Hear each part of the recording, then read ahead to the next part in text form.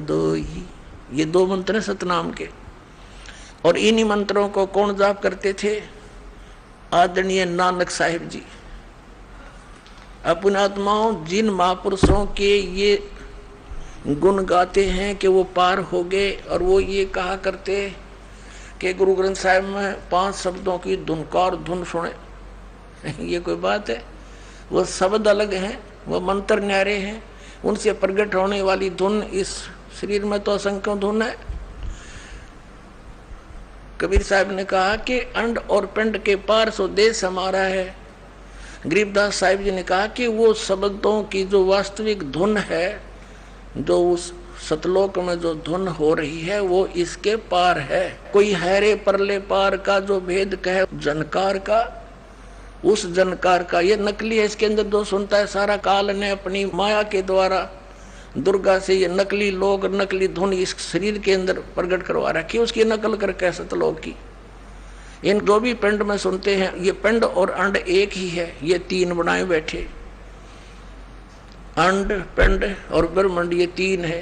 अरे तरह के जो भैया अज्ञानियों, अब आपको दिखाते हैं नानक साहिब जी ने क्या जाप किया। एक समय मर्दाना और बाला 2 सेवक थे, उनके साथ रहा करते थे। उन्होंने प्रार्थना की कि हे गुरुदेव, हमें एक बार श्रीलंका की सैर करा दो।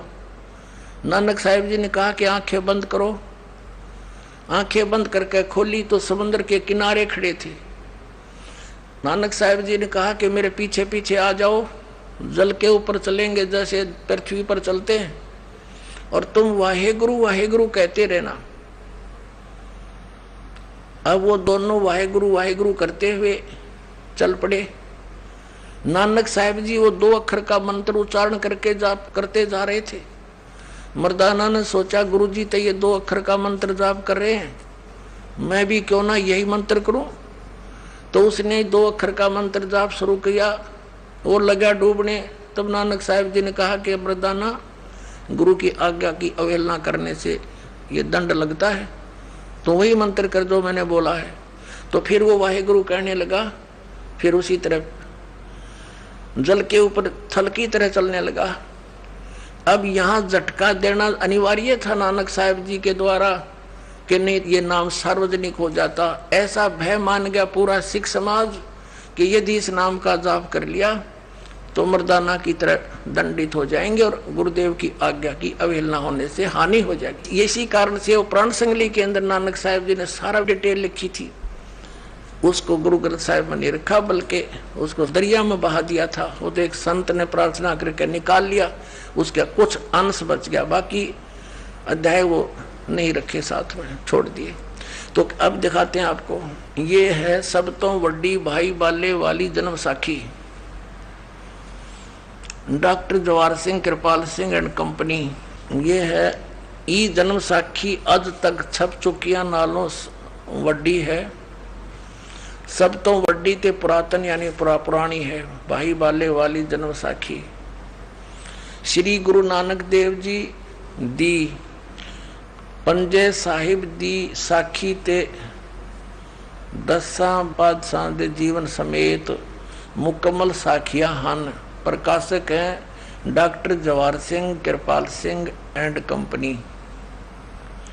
पुस्तकों वाले गली नंबर 8 बाग रामानंद अमृतसर, ये यहाँ छपी है। अब इसके हम चलते हैं 547 पृष्ठ पे। ये है 547 पृष्ठ, समंदर दी साखी। बाला संधु उवाच, यानी बाला संधु ने उवाच माने उसका कथन।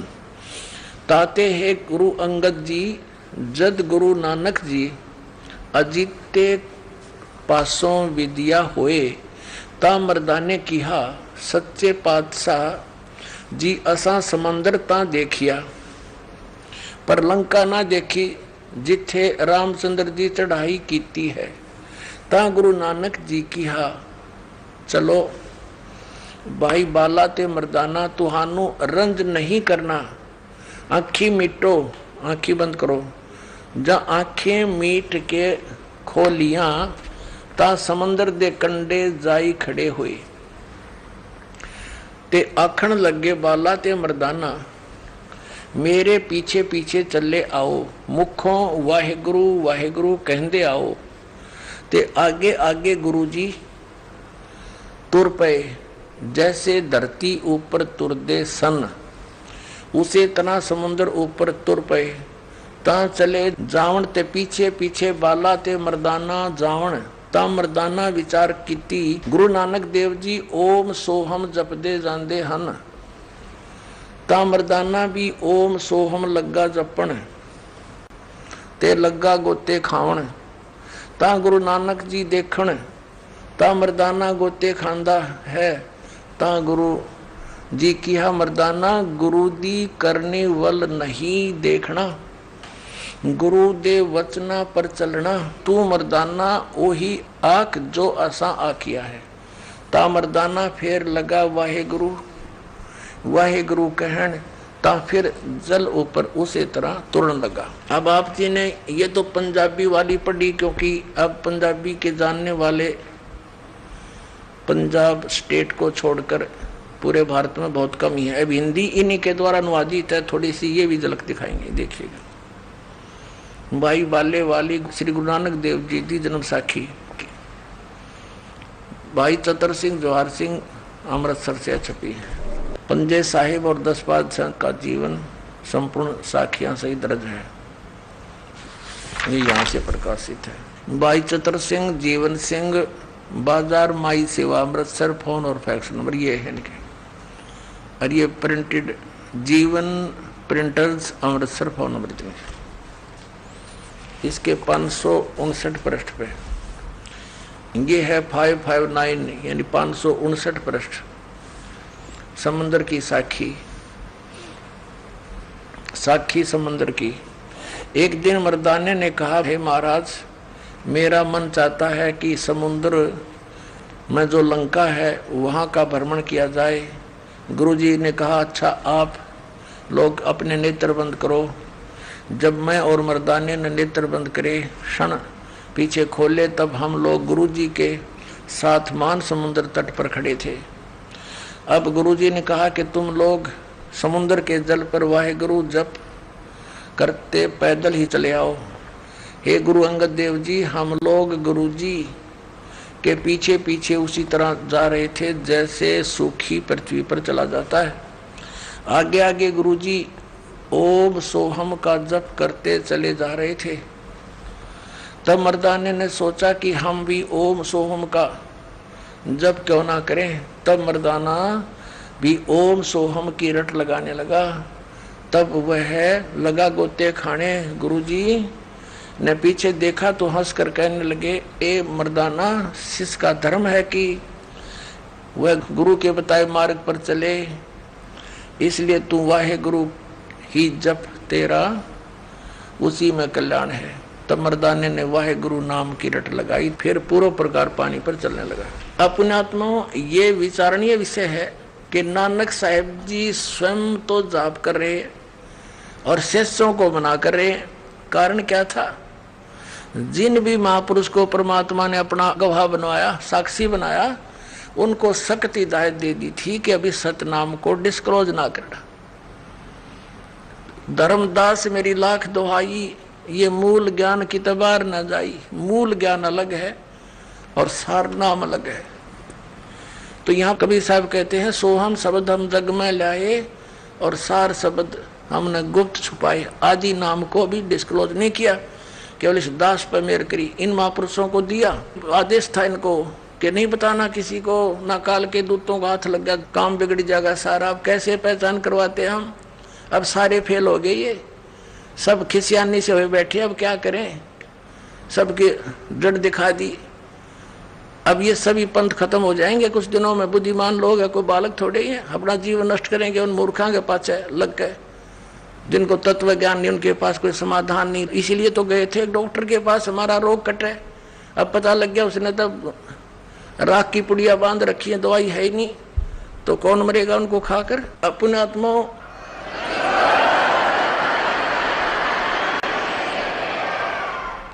एक थोड़ा सा प्रमाण और दिखाते हैं कि नानक साहिब जी को परमात्मा का आदेश था कि अभी इसको कतई नहीं बताना, ये इसी जन्म साखी में आपको प्रमाणित करते हैं। अब इसके अंदर एक साखी सचखंड की चली है, साखी सचखंड की। एक बार नानक साहब जी, इसमें लिखा है कि सचखंड में गए और वहां निराकार बैठा था। अब ये भी इन महापुरुषों ने इस ज्ञान को थोड़ा सा गोलमोल ही करना था, नहीं तो इनके समझ में आ जाती है, क्योंकि राधा स्वामी पंथ तो चला ही गुरु नानक देव जी के समर ग्रंथ से ही। वो शिवदयाल जी की वाणी पढ़ा करता, इसके समझ में ना आई कहानी के धुन धुन सुन दी, उसमें 5 नाम धुनकार धुन। और फिर कबीर साहब की वाणी से ले लिए, करने नो दीदार महल में प्यारा है, और उससे भी अज्ञानी ने वो सारे नकली छांट लिए जो कति काम के नहीं। उसके अंदर तो और भी ओरिजिनल मंत्र भी हैं, वो नहीं समझ में आए, वो मूल ज्ञान है मालिक का।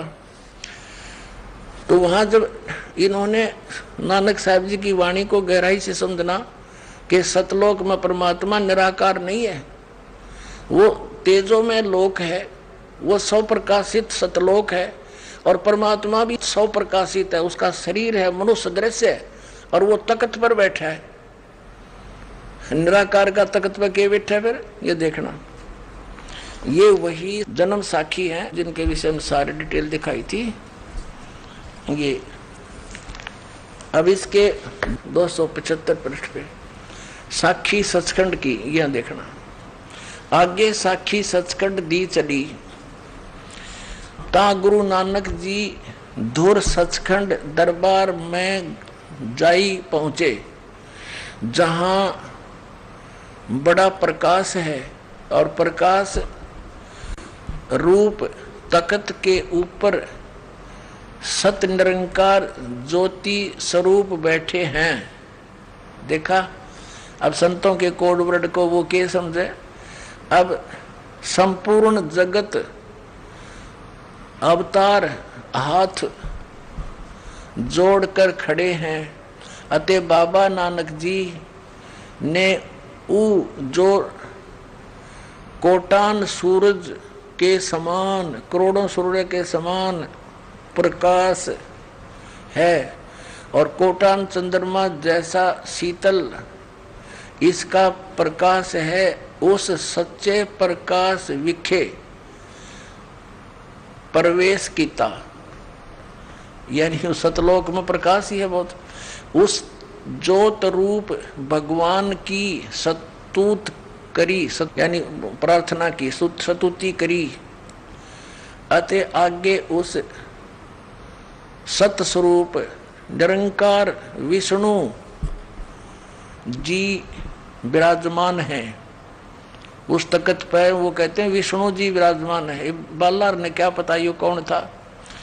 अच्छा, सर्व समर्थ सर्व शक्तिमान भगवंत जी ने कहा, आओ नानक भगत, तू सदा ही मेरे ही में मिलिया है, अतः और तेरे में और मेरे में कोई भेद नहीं।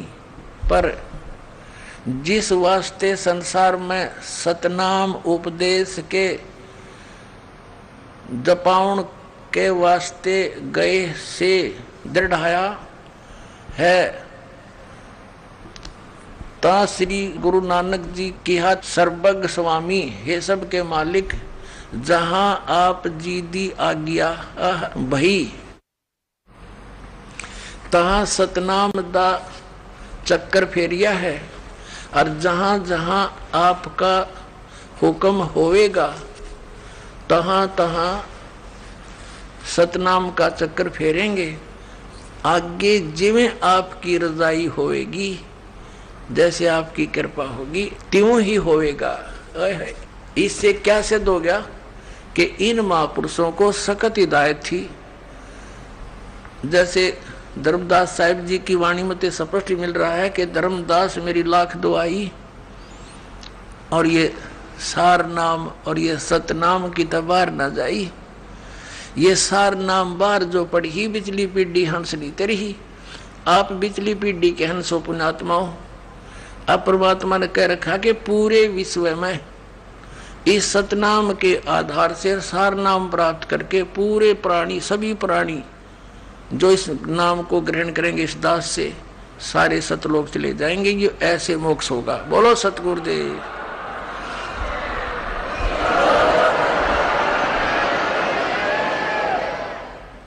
अपनात्माओं, ये सुबह का चला हुआ प्रसंग अब 4 घंटे में 5 घंटे में जाकर सेट हुआ है, क्योंकि ये कोई रामायण की कथा तो है नहीं, सब न पता है। किसी तरह सुनाओ आध घंटे में, चलो भाई डोल डाल पीट के। ये तो तत्व ज्ञान है और PhD करवानी है आपको इसकी, और फिर तो बात तक खत्म हो जाएगी, निरसंशय हो जाएंगे। कोई भी कुछ कहे नहीं, भक्ति यही है, यही नाम है, और फिर मोक्ष होया पड़ा, फिर तो बात तक खत्म है। मालिक का आदेश, इस नाम के जाप करने वाला सब पार हो जाएंगे। बोलो सतगुरुदेव।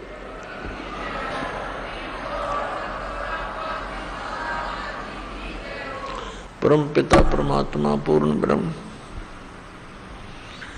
सर्व सृष्टि रचनहार कबीर परमेश्वर जी की असीम रजा से, असीम कृपा से पुण्यात्माओं आप ये सत्संग सुन रहे हो। इस संसार के अंदर यदि कोई वस्तु असंभव है, सुदुर्लभ है, केवल सत्संग है। पुण्यात्माएं परमात्मा की खोज में युगों से लगी हैं, और जैसा भी उनको किसी संत ऋषि या ग्रंथ ने मार्गदर्शन किया, उसके अनुसार वे अपनी समर्पित भावना से उसमें लग जाते हैं। और जो भी साधक साधना कर रहा है, उस अपनी साधना को वो उत्तम मानकर ही करता है, और उसके परिणाम स्वरूप फिर हम देखते हैं, जैसे हमारा जन्म पवित्र हिंदू धर्म के अंदर हुआ, जैसा भी हमारे धर्मगुरुओं ने ज्ञान दिया था, हमारे पूर्वज उसी अनुसार साधना किया करते थे। उन्होंने क्या ज्ञान बता रखा था कि बच्चा हो जा, होम करा लो, मृत्यु हो जा तो उसका श्राद्ध निकालो, उसकी 13वीं करो, और जैसा भी उन्होंने मार्गदर्शन किया, राम कृष्ण भगवान है, श्री कृष्ण भगवान, विष्णु भगवान, शंकर भगवान, तो ये सभी साधना किया करते थे। और फिर भूत बन गए क्योंकि श्राद्ध निकाले गए उनके।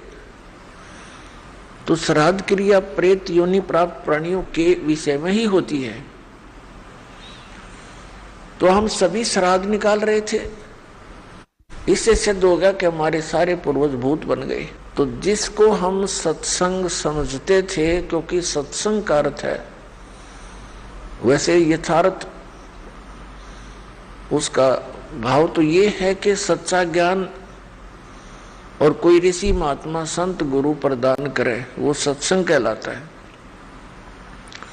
जिन गुरुओं ने, ऋषियों ने, संतों ने हमें शास्त्र विरुद्ध ज्ञान दे करके ये कहा कि हम आपको सदग्रंथों के विचार सुना रहे हैं, सत्संग सुना रहे हैं, तो वो उनकी झूठ थी, वो झूठे लोग थे। सदग्रंथों के अंदर जो मार्गदर्शन है वो हमारे तक नहीं पहुंचा। तो पुण्यात्माओं, परमात्मा स्वयं रजा करते हैं, सतलोक से चलकर आते हैं, अपनी प्यारी आत्माओं को वो गूढ़ ज्ञान बताते हैं, और उससे पहले ये सभी काल के दूत परमात्मा के बच्चों को भ्रमित कर देते हैं, शास्त्र के विपरीत ज्ञान सुना के उनको परिपूर्ण कर देते हैं, और कहते यही रहते हैं कि हम इन्हीं सदग्रंथों से सब ज्ञान बता रहे हैं। जैसे पवित्र हिंदू धर्म के अंदर पवित्र 4 वेद, पवित्र श्रीमद् भगवद गीता, पवित्र 18 पुराण, ये मान्य ग्रंथ हैं। यदि इन सदग्रंथों का ज्ञान भी हमारे पूर्वजों को होता, यानी आप सबको होता, तो इससे आगे की पढ़ाई तो बहुत आसानी से पढ़ लेते आप। यदि किसी टीचर ने बच्चे को चौथी कक्षा 5वीं कक्षा तक का ज्ञान ठीक दे रखा है तो उसको छठी कक्षा में प्रवेश करके आसानी से पढ़ाया जा सकता है। और जिसने कख नहीं सिखा रखा, सारे उल्टी बकवाद पढ़ा रखी है, तो उस बच्चों को फिर प्रथम कक्षा से प्रारंभ करना पड़ता है उसको। तो आज पूरे मानव समाज को इस दास ने प्रथम कक्षा वाले क ख भी सिखाने पड़ रहे हैं। ABCD दास ही पढ़ाएगा इस अध्यात्म मार्ग की।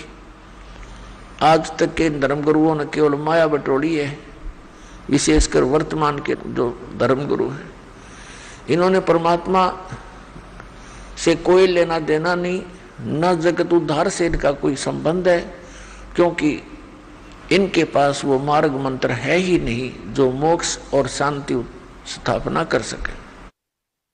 इनके पास वो ज्ञान नहीं है पूरे विश्व में। तो पुण्यात्माओं, अब प्राथमिक पढ़ाई भी ये दास करा होगा और PhD तक का ज्ञान इस दास ने ही देना है।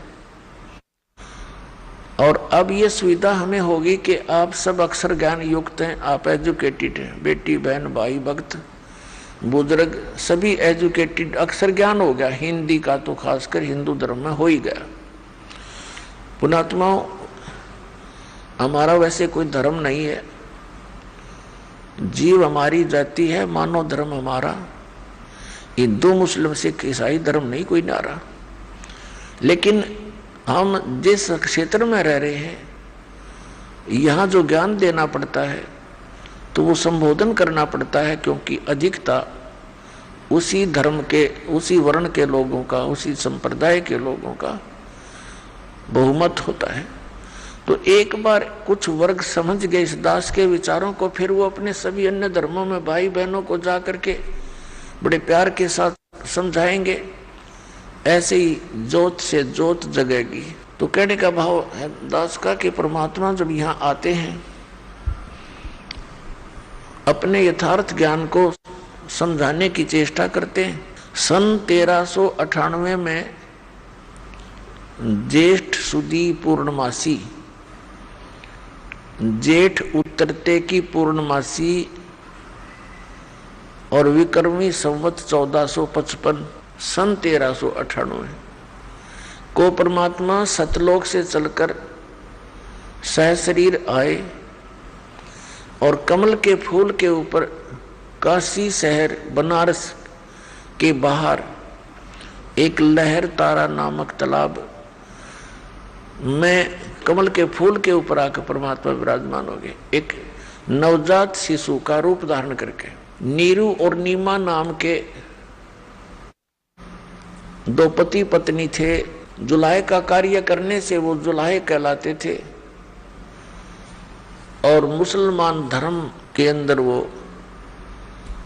रह रहे थे। वैसे तो उसी जन्म में ब्राह्मण और ब्राह्मणी थे, मुसलमानों ने उनको बलपूर्वक मुसलमान बना दिया था, तो वो जुलाहे का कार्य करने लगे, जिस कारण से जुलाहा कहलाए। और परमात्मा पूर्व जन्म के अपने प्रॉमिस अनुसार अपने वचनबद्ध हुए थे, उसके कारण वो नीरुनीमा का बच्चा उस जन्म में नहीं था।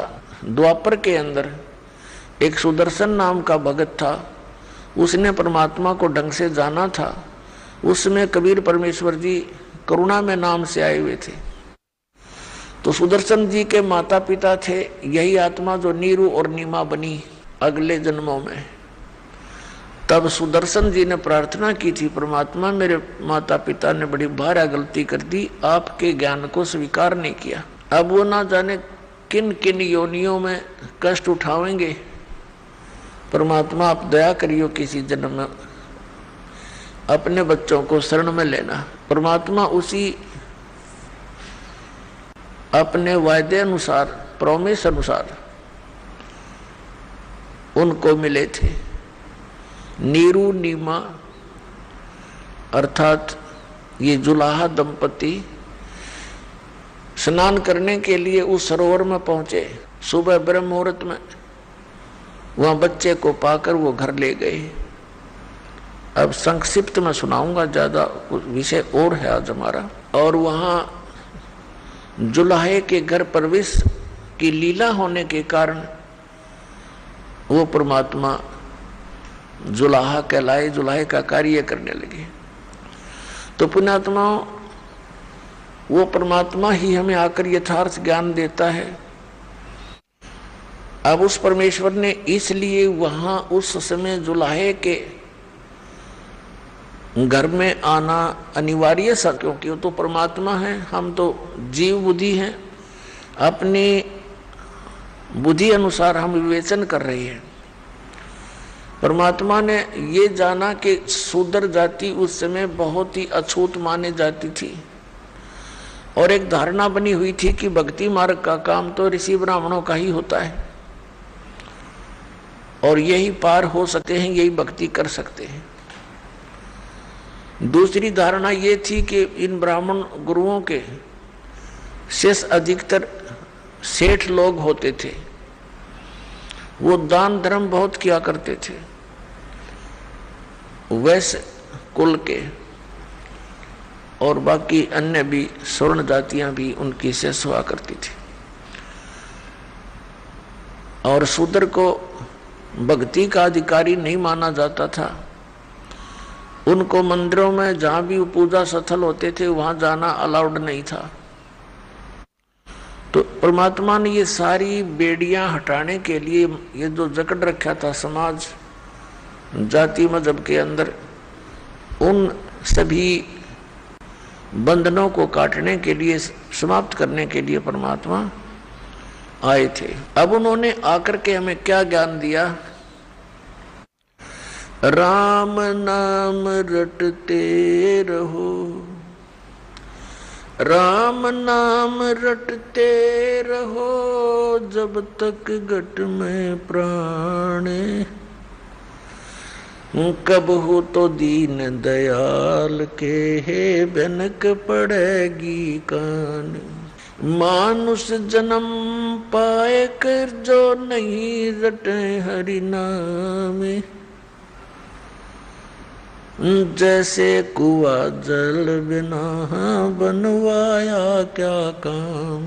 कबीर हरि की भक्ति करो, तज विषियां रस चोज, बार बार ना पाओगे ये मनुष्य जन्म की मौज। मानुष जन्म दुर्लभ है ये मिलन बारंबार, जैसे तरवर से पत्ता टूट गिरे वो बहोर न लगता डार। साथी हमारे चले गए हम भी चालन हारे, कोई कागज में बाकी रही ताते लगी है वारो। पतझड़ आवत देख कर बन रोवे मन माही, ये ऊंची टहनी पात थे अब पीले हो जाही। पात झड़नता यूं कहे सुन बई तरवर राय, अब के बिछुड़े नहीं मिले न जाने कहाँ गिरांगे जाए। तरवर कहता पात से सुनो पात एक बात, यहाँ की याहे रीति है एक आवे एक जात। अब परमात्मा ने कितना मार्मिक तरीके से इस भोली आत्मा जो काल की भांग पिए पड़ी है, कितने मार्मिक ढंग से समझाया है। एक पत्ते और वृक्ष और वन का उदाहरण दिया है। क्या बताते हैं कि मानुष जन्म दुर्लभ है, ये मिले न बारंबार। और जैसे तरवर से पत्ता टूट गया वो बहोर नहीं लगता डार, उसी स्थिति में एज इट इज उस शाखा पर, उस टहनी पे वो दोबारा स्थापित नहीं हो सकता। ठीक इसी प्रकार परमात्मा हमें समझाने की चेष्टा करते हैं कि आप जिस संसार और इस परिवार को, संपत्ति को, शरीर को अपना मान करके यहाँ बिल्कुल स्थायी होकर बैठे हो। ये ऐसी स्थिति है आपकी, जिस दिन आप इस टहनी से टूट गए फिर उस घर में उसी स्थिति में दोबारा आप स्थान नहीं पा सकते। अब क्या बताते हैं कि एक व्यक्ति जो भक्ति नहीं करता, देखो परमात्मा का नाम लेकर भी हम काम वही करेंगे लेकिन बुराई नहीं करेंगे, केवल कर्तव्य कर्म करेंगे। तो उसके लिए परमात्मा हमें याद दिलाते हैं कि आज आप अपने परिवार में कितने प्यार से रह रहे हो, कैसी ममता आपकी अपने बच्चों में है, आपके मकान में है, रिश्तेदारियों में है। और एक सेकंड में मृत्यु हो जाए, ये तो हो रही है और होएगी। अब इस सच्चाई को हम अनदेखा करने की चेष्टा करें तो वही बात है कि बिल्ली को आते हुए कबूतर आंख बंद करके बैठ जाकर मुझे दिखती नहीं, उसकी आंखें बंद करने से वह बिल्ली टल नहीं गई। उसकी अपनी अज्ञान सोच है, वो तो उसने उड़ जाना चाहिए था, बच सकता था। तो ऐसे ही ये स्थिति है आपकी। हम इससे बहुत कतराते हैं और ये फिर भी आके ही रहती है मृत्यु। तो इससे बचने का तरीका भी बताया परमात्मा ने। कबीर ये तन जावेगा, सके तो ठाहर ला, एक सेवा कर संत की, गोविंद के गुण गा। अब इस प्रसंग को थोड़ा सा बाद में लेंगे, पहले समझाते हैं कि फिर ये जैसे आज सारी व्यवस्था आपके पास है और खूब प्रसन्न है, सभी है, और एक सेकंड में मृत्यु हो जाए, ये क्या है? फिर ये एक धोखा है। हमारे को मूर्ख बनाने का तरीका अपना रखा है इस काल भगवान ने। अब ये जीव के बस की तो बात नहीं, क्योंकि हम तो बंधे पड़े हैं, हमारे बस की बिल्कुल बात नहीं। इसके लिए परमात्मा ने तरीका बताया है, उस तरीके को, उस मार्ग को अपनाएंगे तो हमारा इससे पीछा भी छूटेगा और ये क्रियाएं कर्म भी हमारे जो कर रहे हैं ये भी बहुत सरल हो जाएंगे। अब जैसे किसी ने 5-10 पशु रखे हैं और पहले हाथ से, ऐसे अब भी हाथ वाले बहुत से, उसका चारा काटने की मशीनें हैं, गंडा से बोल रहे हैं हमारे यहाँ। तो एक तो वो हाथ से काम कर रहा है और एक उसने पावर का कनेक्शन ले लिया, बिजली का, और मोटर ली रख, और फिर देख वो बैठा बैठा देखकर वो कट कट कट कट काट रही है, उठा उठा के उसमें रखने हैं, जो 2-3 घंटे का काम 20 मिनट में हो जाता है। तो इस प्रकार हम जिस अपने परिवार की गाड़ी को स्वयं खींच रहे हैं, उसके लिए इस परमात्मा ने कहा कि तुम इस पर मोटर दरवा लो और बहुत आसानी से रखी जाएगी, और फिर देखना आप भी बैठियो अंदर और फिर गाड़ी चलेगी। तो हम सभी अपने हिसाब से अपने गाड़ी को खींच रहे हैं। परमात्मा का कनेक्शन मिलने के बाद आपको पावर मिल जाएगी, वो मोटर मिल जाएगी जो उसने घुमाएगी, चलाएगी अपने आप। तो वो काम भी हल्के होंगे जिनको हम नहीं कर सकते, उसको पावर करती है। तो इस प्रकार वो साधना, वो विधि जिससे उस पावर की यानी परमात्मा की शक्ति आपको प्राप्त हो, जिससे आपकी संसार रूपी परिवार रूपी गाड़ी भी ठीक से चले, तो वो दास आपको बता रहा है। और ये अभी तक किसी को प्राप्त नहीं हुआ, और जिस कारण से हम भगवान की खोज में लगे हुए भी फिर भी उतना ही संघर्ष, उतनी समस्या हमारे घरों पर, शरीर पर बनी रही, क्योंकि हमें वो पावर का कनेक्शन मिला नहीं। और जहां से हमने कनेक्शन ले रखा था उनका पीछे से कहीं पावर हाउस से कनेक्शन नहीं था, वो झूठ बोल रहे थे, वो नकली थे। तो पुण्यात्माओं, प्रसंग चल रहा है कि परमात्मा ने क्या बताया, जैसे एक पत्ता टहनी से टूट कर नीचे गिरता है और वो गिरता हुआ क्या कह रहा है, पात जड़नता यूं कहे, सुन बई तरवर राय, अब के बिछुड़े नहीं मिले, ना जाने कहां गिरेंगे जाए। अब उदाहरण दे रहे हैं भगवान कबीर परमात्मा, आप जी और हमारे को सतर्क कर रहे हैं कि आप जिस भरे पूरे परिवार से जब यहां से चलोगे, मृत्यु का समय निकट आवेगा। किसी भी कारण से हो सकता है, जैसे कोई रोगी हो जाता है, साध्य रोग हो गया, कैंसर होगी या कोई और बीमारी होगी, परमात्मा की भक्ति कर नहीं रहा वो प्राणी, तो वो मरते समय ये कहा करे, हे भगवान ये पता नहीं कहाँ ठिकाना होगा। तो भगवान याद दिलाते हैं कि एक परिवार को छोड़कर जो प्राणी जाता है उसकी स्थिति बहुत भयंकर होती है, उसकी ममता, उसकी जकड़ उसी परिवार में जकड़ी रहती है। जो भक्तिहीन और ज्ञानहीन प्राणी होता है वो वहीं फिर पशु पक्षी बनकर, कुत्ता कुतिया बनकर उसी गली में सैर सपट्टे करता रहता है। जहाँ आशा ता बासा होई, मन कर्म वचन सुमरियो सोई, पात जड़नता यूं कहे, सुन भी तरवर राय, अब के बिछुड़े नहीं मिले, न जाने कहाँ गिरेंगे जाए। अब परमात्मा कहते हैं, हिड़की दे दे रोएगी सुरता, जब तू चल लेगी अकेली। इस आत्मा को सुरता भी सुरती भी कहते हैं, एक संबोधन के लिए कहते हैं, प्यारी आत्मा जब तू पूरे परिवार ने छोड़ के अकेली यहाँ से जाएगी, जब तू पछाड़ खा खा टक्कर मार मार रोएगी डकरा डकरा के, तेरी कोई नहीं सुनेगा। फिर क्या बताते हैं, पात जड़नता यूं कहे, सुन बई तरवर राय, अब के बिछुड़े नहीं मिले, ना जाने कहाँ गिरेंगे जाए। अब क्या बताते हैं परमात्मा के, पतझड़ आवत देख कर बन रोवे मन माही, ये ऊंची टहनी पात थे अब पीले हो जाई। जब पतझड़ आती है, बसंत ऋतु आती है, उसमें क्या होता है कि पहले के जितने भी पत्ते होते हैं वो सभी पीले हो करके और वृक्षों से टूट टूट कर नीचे गिर जाते हैं।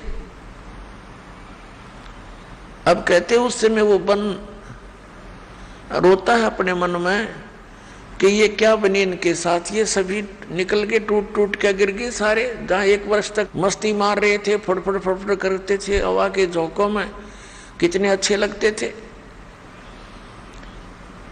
तो ये वन संसार है और हम इन टहनियों पर चिपके हुए पत्ते हैं। ऐसे ही हम टूट टूट कर गिरते जा रहे हैं। पीले हो जाए मीन, बुढ़ा हो गए, बुढ़ापा आ गया, सफेद बाल हो गए, जाड़ दांत, अब चली एक एक करके निकलने लगी। तो समझो अब इस तरवर से टूट कर गिरने का समय आ लिया और इसका ये भी नहीं पता कब समय आ जाए। वैसे तो अंदाजा हम सभी लगाए बैठे हैं, अप्रोक्सीमेशन कि 90, 80, 100 वर्ष तक तो जी ही जाते हैं। अब जैसे कोई आज 80 वर्ष का हो गया है तो वो इस आश जीवित है, रुका हुआ है कि 100 वर्ष तक तो कहते हैं जी ही जाता है, मनुष्य जीवन बना ही रहता है। और यही आस सबसे खतरनाक हमारे लिए कि इतने वर्ष तो अभी मेरे शेष हैं, इसीलिए तो टिका हुआ है ना। तो ये फिर भगवान में दृढ़ता तो लग जाए, इसीलिए बकवादों में लग जाता है। तो यहाँ परमात्मा कहते हैं या भूल भी सत्संग से समाप्त होगी आपकी। परमात्मा कहते हैं मौत भूल गया बावड़े, ये अचरज किया कौन, और तन माटी में मिल जाएगा जो आटे में लौण। तो मौत को भूल गया, यह गफलत किया बैठा। इसी कारण से तुम चोरी करता है, बकवाद करता है, डाके मारता है, मिलावट करता है, रिश्वत लेता है और बड़ी बड़ी कोठी बनाता है, तुझे मौत याद नहीं है। अब परमात्मा याद दिलाते हैं कि वो ऊंची टहनी पात थे वह पीड़े हो जाई, पात जड़नता यूं कह सुन भी तरवर राय, अब के बिछड़े नहीं मिले, ना जाने कहाँ गिरेंगे जाए। फिर तरवर कहता पात से। अब जैसे जो कोई व्यक्ति मृत्यु के निकट हो, कुल के लोग आसपास आकर बैठ जाते हैं और उसको फिर सांत्वना देते हैं, भाई यहाँ तो सभी ने जाना है, चिंता कर ले चाहे ना कर ले, ये बाकी बच रहे, इनकी भी मृत्यु होनी है, पीछे देख ले कोई रहा नहीं। तो इस करके उसका थोड़ी दृढ़ता पैदा करने के लिए ये बातें चलती हैं, लेकिन उनसे होता कुछ नहीं। जब तक प्राणी पहले से परमात्मा के चरणों में नहीं लगा होता, उसके वो बातें असर भी नहीं करती। पहले से भक्ति में लगा हो, भक्ति की शक्ति से, भक्ति की कमाई से, मंत्र की कमाई से, उस समय थोड़ा बहुत अगर कोई डगमग होता है परिवार को देखकर, तो उसको याद दिलाने से वो तुरंत दृढ़ हो जाता है, क्योंकि उसकी नींव मजबूत हो चुकी है। तो फिर वो तुरंत भूल जाता है संसार को और मालिक में सुरती लगा लेता है। और भक्ति और ज्ञानहीन प्राणी तो फिर कितना कुछ कह लो, उसका असर नहीं होता, उसकी सुरती वहीं जकड़ी रहती है। अब तरवर कहता पात से सुनो पात एक बात, यहाँ की यही रीति है, एक आवे एक जात।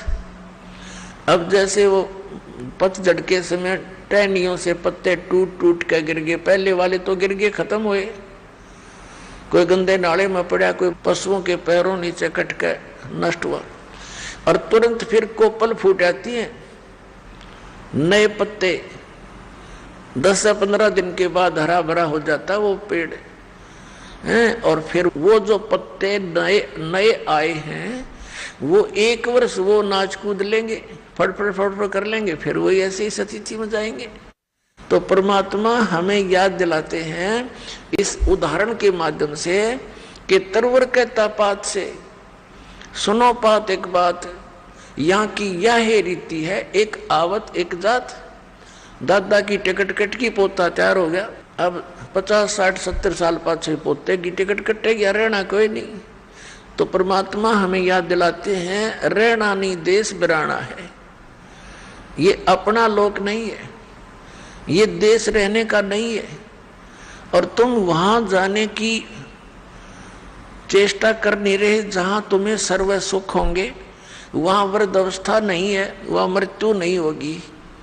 बताओ, इतना बढ़िया स्थान है, आप उसको ग्रहण करना नहीं चाह रहे, क्योंकि आपको ज्ञान नहीं, आपको ये विश्वास ही नहीं है कि ऐसा कोई लोक है। क्योंकि नकली संतों ने और इन पंथों ने परमात्मा का भट्ठा बैठा दिया, भक्ति मार्ग का नामो निशान मिटा दिया।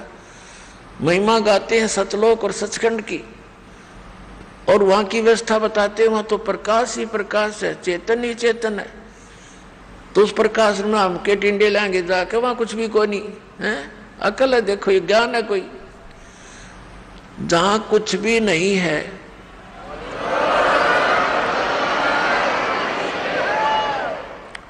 कैसे रुचि बनेगी वहां जाने की। कहते आत्मा उसमें ऐसे मिल जाती है जैसे बूंद समुद्र में।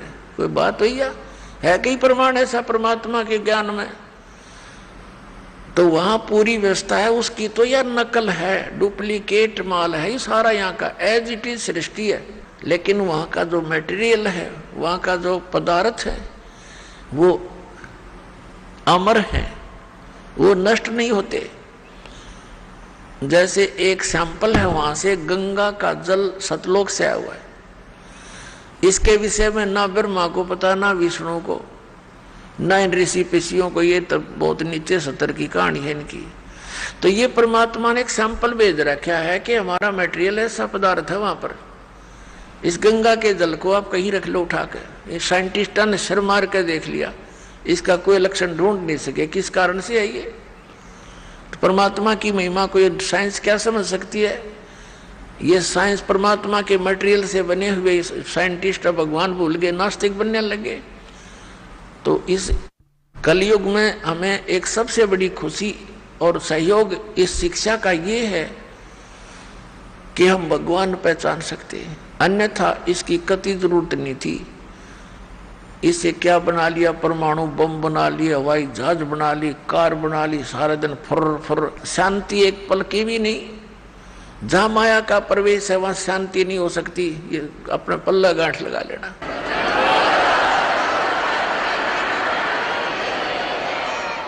अंगारों पर बैठकर हम शांति ढूंढ रहे हैं, भूबल पर पैर रखे हैं और हम सोच रहे हैं अब शांति होगी, हमें ठंड मिलेगी। तो माया तो भूबल समझ लो, ये अंगारे हैं, और जिसके पास ज्यादा है उतने ही ज्यादा अंगारे उसके पास है। कभी सपने में भी उसको सुख नहीं हो सकता। और जहां भक्ति है, परमात्मा साथ है, फिर इस माया को भी परमात्मा अपने हिसाब से सेट कर देंगे। उसके लिए परमात्मा कहते हैं माया दासी संत की भगत की, और उभय दे आशीष विलसी और लातों छड़िया सुमर सुमर जगदीश। जब हम परमात्मा की शरण में आ जाएंगे, सतनाम का सच्चे नाम का जाप करेंगे, ये माया आपके चारों तरफ पड़ी रहेगी, लेकिन फिर हमने इसकी आवश्यकता ना रहे। अब जैसे हम शराब पीते थे, बीड़ी पीते थे, यानी दास नहीं पीता था, उसे बता रहा हूँ, बीड़ी बैड़ी कभी नहीं पी, लेकिन जैसा भी जो भक्त आए हैं शरण में, शराब पीते थे, तम्बाकू प्रयोग करते थे, लंबी लंबी सिगरेट ला के टौर दिखाया करते थे, हैं मांस खाते थे, और 100 तरह की लोग दिखावा ड्रामे करते थे। ये सारे छूट जाएंगे इस भक्ति मार्ग में, ये प्रतिबंध लगाए जाते हैं। तो वह माया जो वेस्ट जाती थी, एक शराब पीने वाला, उसका तो एस्टिमेट नहीं लगा सकते एक दिन में कितना नाश कर दे। एक सिंपल सी बीड़ी और तम्बाकू प्रयोग करने वाला, सिगरेट पीने वाला कम से कम 20-30 रुपए डेली बर्बाद कर देता, बल्कि आज तो ज्यादा हो गए होंगे। तो महीने में एस्टिमेट लगाओ तो 1000 का, तो उसका कम से कम ये खर्चा हो गया, ये बच गया। फिर शराब पीने का तो कोई एस्टिमेट नहीं, एक महीने में 10,000 पी जाए, 15,000 का नाश कर दे। ऐसे जो हम लोग दिखावा और ये अपना अननेसेसरी वस्तुओं का प्रयोग करते थे, वो खत्म हो जाएगा। फिर वह माया आपके चारों तरफ लौटी रहेगी। थोड़े से काम में और खूब गुजारा होगा। परमात्मा की भक्ति में इतनी शक्ति है, जैसे पहले हम देखा करते थे, एक सेठ था, उसका लड़के के पेट में दर्द हो गया और ऐसा है पीड़ा होगी, अचानक ले गए हॉस्पिटल में, प्राइवेट हॉस्पिटल में, जो उनका जानकार था। उसने देखा जल्दी, भाई इतनी पीड़ा है तो कोई, उसने अपनी सोच से ऑपरेशन कर दिया अपेंडिक्स का, ऑपरेशन कर दिया, अपेंडिक्स निकाल दी। पीड़ा जो की तो बनी रही, जब वो पेन किलर बंद करी तो वह फिर जो की तो पीड़ा, फिर उसी तरह फिर दूसरे डॉक्टर के पास ले गई। उसने क्या देखा कि इसकी जो है ना झिल्ली में डिफेक्ट है।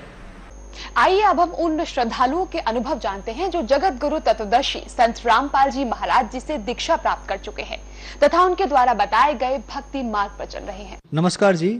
सच साहिब जी। क्या नाम है बहन जी आपका? मेरा नाम मिंकल है। मिंकल जी, आप कहाँ से हो? मैं लुधियाना पंजाब से हूँ।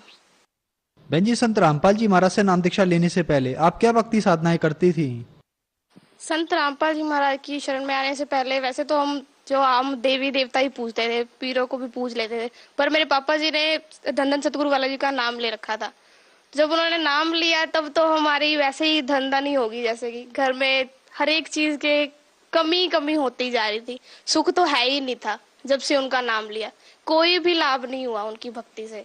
उन्होंने वो 3 नाम जो देते थे पहले तो दूसरे देते थे, मेरे पापा जी ने ले रखा था नाम, तो हमने नहीं लिया था, लाभ तो हुआ ही नहीं हमें। फिर आप संत रामपाल जी महाराज की शरण में कैसे आई? सतगुरु रामपाल जी महाराज की शरण में वैसे तो मेरे पापा को पहले से ही चाह थी कि परमात्मा है कौन। वो हर एक चीज, जैसे कि उन्होंने ज्योतिष भी कर रखी थी, तंत्रिक विद्या भी करते थे कि परमात्मा कौन है, कहाँ है, कैसे मिलेगा। वो हमेशा यही सोचते कि हम यहाँ पर पैदा हुए हैं तो फिर मरते क्यों हैं? अगर परमात्मा ने मारना ही था तो अपने पास ही रखता, यहाँ क्यों भेजा हमें? तो इस तरह एक दिन मेरे पापा टीवी देख रहे थे तो साधना चैनल लग गया, तो संत रामपाल जी गुरु जी यही बता रहे थे कि हमारा कारण क्या है यहाँ पर आने का और मरने का। तो यहीं पर वो बात कैच हो गई। तो मेरे पापा जी ने जो साधना चैनल से बुक मंगाई ज्ञान गंगा, तो उन्होंने दिन रात एक करके वो बुक पढ़ी ज्ञान गंगा। फिर ऐसे परमात्मा से जुड़े सतगुरु रामपाल जी महाराज जी से मेरे पापा। बहन जी, अभी आपने पुस्तक का जिक्र किया ज्ञान गंगा, सुना है इसको फ्री में भी प्राप्त किया जा सकता है, इसको प्राप्त करने की विधि क्या है? ज्ञान गंगा प्राप्त करने के लिए साधना चैनल पर ना एक येलो पट्टी आती है, येलो कलर की, उसके नीचे फोन नंबर्स होते हैं। आप उन फोन नंबर्स पर अपना SMS सेंड करो एड्रेस के साथ, वो आपको ज्ञानगंगा पुस्तक घर में फ्री में पहुंचेगी। बहन जी, संत रामपाल जी महाराज से नाम दीक्षा लेने के बाद आपको क्या लाभ मिले? सतगुरु रामपाल जी महाराज से नाम लेने के बाद हमें लाभ तो बहुत हुए। पहला लाभ तो यह कि मेरे पापा जी की हालत ठीक नहीं रहती थी, बीमार रहते थे वो हमेशा। उनकी शुगर 500 550 तो रहती थी, अब भी है, रहती थी, तो वो हमेशा बिस्तर से उठते ही नहीं थे, बहुत बीमार रहते थे। हमारे घर की स्थिति भी बिल्कुल, मैं कहती हूँ कि अब मैं जैसे देखने में लग रही हूँ ना, ऐसी तो है ही नहीं थी। बहुत बेकार दशा थी हमारे घर की। हमारे पास खाने के लिए कुछ होता ही नहीं था। हमने जब सब्जी भी पानी में बनाते थे, कुछ है ही नहीं था हमारे घर में। परमात्मा की शरण में आने से पहले बहुत हमारी बुरी दशा थी। जैसे हमने नाम दीक्षा ली, उसके बाद तो अब हम तो वैसे देसी घी की रोटियां खा रहे हैं। लाभ तो बहुत से हैं। जैसे कि मेरी मम्मी को हार्ट अटैक हो गया था, तो एकदम से उनकी हालत बहुत खराब हो गई थी। तो हमने गुरुजी को दंडवत प्रणाम किया और उनका जल दिया। जल लेते ही मम्मी तुरंत ठीक हो गई। इतनी दया कर रखी है परमात्मा ने, तो मैं बता नहीं सकती। जैसे मेरे पापा को अब भी शुगर रहती है, 550 शुगर रहती है, तो वो दवाई वैसे एक जो देते हैं सुबह शाम खाने की, तो डॉक्टर जब चेक कराते हैं ना कि ये भाई साहब आपकी शुगर कितनी है, वो बताते हैं कि 500 550 इतनी है। तो आप चल कैसे रहे हो? 350 वाला आदमी चल नहीं सकता शुगर का। तो ऐसे ही तुरते फिरते हैं, सब कुछ खाते पीते, मीठा भी खाते हैं। तो परमात्मा की दया से सब कुछ ही सही है। और मेरी सिस्टर ने भी अभी नाम लिया था, तो उनके घर में आर्थिक दशा ठीक नहीं थी। उनके घर में खाना पीना सब चलता था, तो उनको भी लाभ हुए।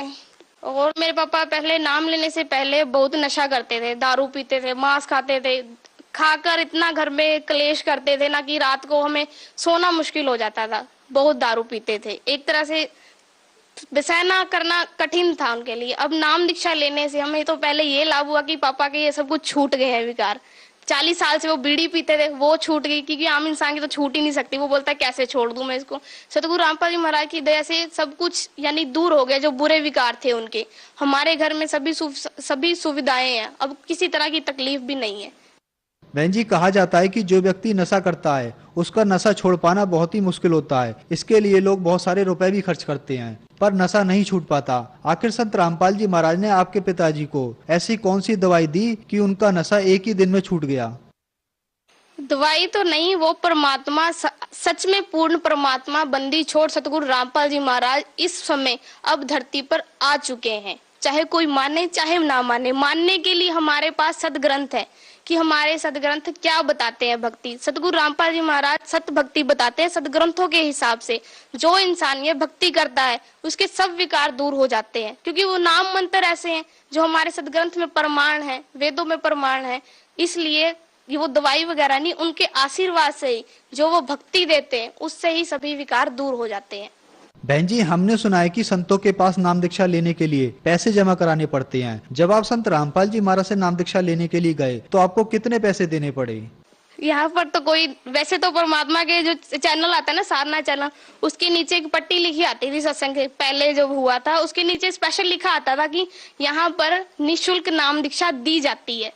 तो आप सभी देख सकते हैं कि अब भी टीवी पर आता है कि निःशुल्क नाम दीक्षा ले सकते हैं, पैसे वैसे कुछ नहीं लिए जाते हैं वहाँ पर। बहन जी, पहले आप एक अन्य संत राधा स्वामी के आश्रम में जाती थी, उसके बाद आप सतलोक आश्रम में जाने लगी, तो दोनों की सुविधाओं को लेकर आपको क्या भिन्नता नजर आई? सुविधा वहां पर तो कोई सुविधा है ही नहीं थी। जब भंडारा वगैरह होता था तो वहां तो रहने की, खाने की, पीने की हर एक दिक्कत आती थी।